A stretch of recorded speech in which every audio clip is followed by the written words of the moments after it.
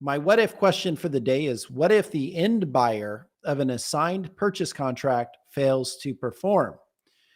So basically, you have a scenario where you have a property under contract and you decide that you're not going to close on it. You're going to assign it to an end buyer who is going to presumably perform, and they're going to pay you an assignment fee, and they'll buy it directly from the seller. Well, what happens if they don't perform?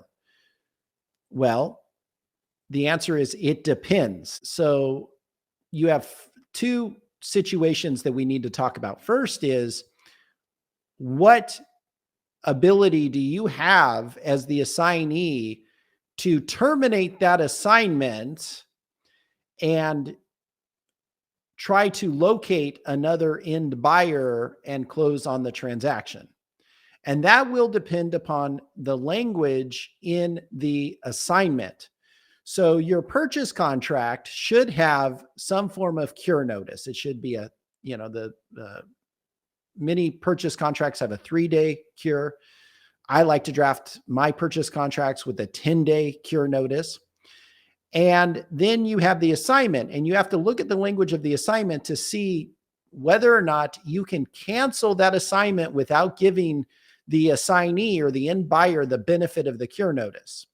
So when you assign a contract, generally you assign all rights under that contract and all duties and obligations and responsibilities under that contract.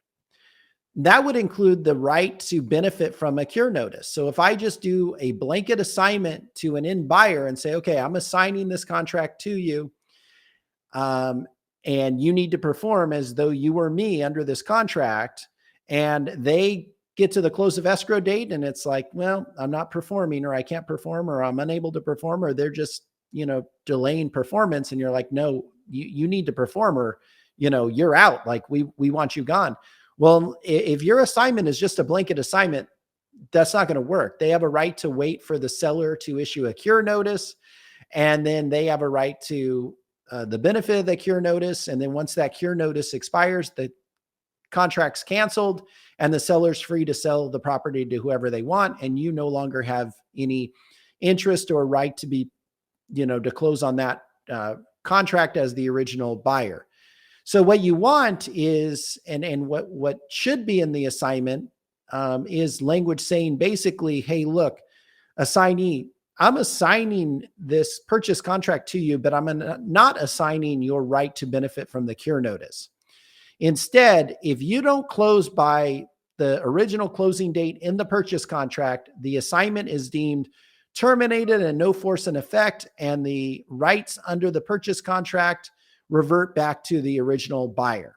That's what needs to be in the assignment. If that's in the assignment, then you have the ability as the assignor and the original buyer to basically terminate that assignment, step back in, either close the transaction yourself or find another buyer if you want to assign who is likely to be able to close on that transaction. So that's the first thing. The second thing that we need to analyze is, what about the earnest money? The assignee is putting up earnest money. What happens to the earnest money? Once again, it depends on the language of the assignment. So the assignment should have language in there basically saying, if you